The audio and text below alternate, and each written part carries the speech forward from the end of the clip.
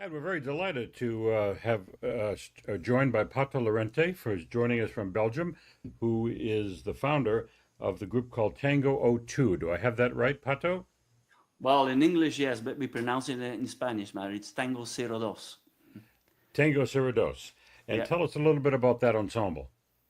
Well, it originated in the late 90s, 96, in Brussels, actually, where we had the opportunity to use rehearsal rooms at the university, Free University of Brussels.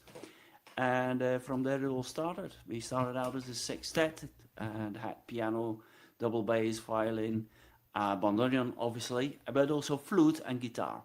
And then later on we reduced it, also for practical reasons, to a quartet that has piano, violin, double bass, and bandoneon, which we would call like a very typical tango quartet. Yeah.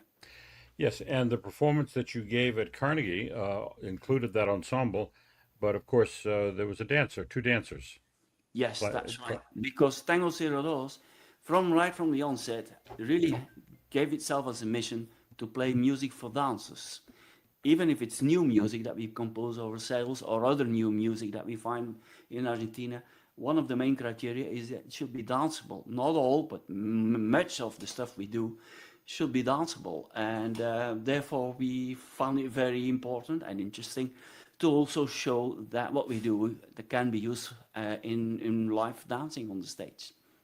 Now, we were discussing before we started taping that obviously tango originated in Argentina, but you're saying that in Belgium there's been a revival of dancing to tango. So explain a little bit about the history there. Yeah, well, as I said, that during the military regime, tango was prohibited in Argentina. And Really? afterwards, the young people, lost contact with that. They saw that genre as for granddads and grandmothers, but not for themselves. But in Europe and Japan, the live, especially in Japan, the live music continued to be very popular for the public. And also in the late 80s, early 90s in Europe, also thanks to Piazzolla, there was a lot of interest and growing interest in tango music and tango dancing. And then especially in Amsterdam, some Argentinian people started new tango dancing schools, and shortly afterwards, the conservatory in Rotterdam invited Osvaldo Pugliese. People in tango will know this is a huge name, to start a tango music department in the conservatory, and that attracted Really? a lot of people. Yeah, that's what happened. And from there started a huge tango live music tango scene in Europe. And in Belgium, we had also a very famous bandoneon player called Alfredo Marcucci, with whom I took classes to play bandoneon, and who was very famous and also helped a lot in this revival of the tango music in Europe. And then obviously this revival came back to Argentina, where it then now is what it is now in Buenos Aires. Yes, I know it's a lively scene. I told you I have a friend who's very much part of that scene, Lee Litas, who's a wonderful dancer. And you have an album, and it's a part of a concert entitled Por Eso, if I have that right. Tell us a little bit about Por that. eso, it means, yeah, it's pronounced in Spanish, but it's like, por eso is just like, means just like that, or we do it because we want to do it, or that's why we do it. So the expression has quite some meanings, and well, to me, it basically means that we had this impulse of writing new music, and well, without any motivation. It's just because we wanted to express something and add something new to the tango musical history. Let's call that a Belgian chapter in the music historic thing of tango music, and that's it.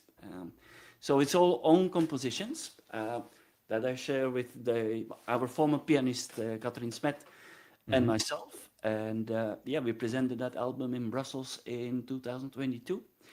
And apparently the music has pleased a lot and brought us to Carnegie Hall in February this year. That's right. And again, I've seen a little bit of the Carnegie performance, and it's a very spirited, and the dances are really exquisite, and it's quite a departure from what they usually perform at these concerts. So must have been a wonderful treat for the audience. Yeah, sure. Actually, what we did there, and our music and the dancing also, is a kind of a fusion between tango and jazz and contemporary music, or traditional tango dancing and contemporary dance. The female dancer is actually someone who came from a very famous choreographer in Argentina, and they were very specialized in that kind of tango dance fusion. And when I came up to her with our project of new tango music that fused with others genres, she was really delighted and immediately said, yes, we want to join that project and create our own new choreographies and own new style of dancing onto your Wow. music. And that's what happened. Yeah. Wow. And what's her name, the dancer on the Cristina stage? Cortez, sorry. Cristina Cortez. You know, I saw her on YouTube just before we started talking. She's extraordinary. Yeah, thank you for that. I will tell She's her. Yeah, yeah, she's a very wonderful. I saw her. It wasn't with you, but it was a kind of a music video, you might say, Right. where there was a person in a chair, and she was approaching the chair, and it was quite different than tango, really. Or maybe it wasn't. I think it was still us, but you didn't recognize us. Right? It was Yeah, beautiful. It was quite beautiful. I was very intrigued by that. yeah. Yeah. I So I really, know people are going to be very impressed and entertained by what you did at Carnegie. By the way, was that your first trip to Carnegie? yeah, yeah. I don't think many people go there very often, right? No, Yeah, that wasn't probably not your first trip to New York, but maybe your first trip to Carnegie Hall. yeah. It was the first trip to Carnegie Hall, and actually with the band also the first trip to Northern America. Yeah, Oh, really? So, I've been to Argentina, obviously, and Uruguay many times, but I never performed in Northern America. yeah. Well, it was. I'm sure it was a wonderful treat for the audience, and everybody listening now and watching now can enjoy the performance. So thank you very much, and Pato, thank you for your time. It's a great to talk with you. You're very much welcome. Hopefully, Thank see you. you soon. See you, Yep. Steve. Thanks. Bye.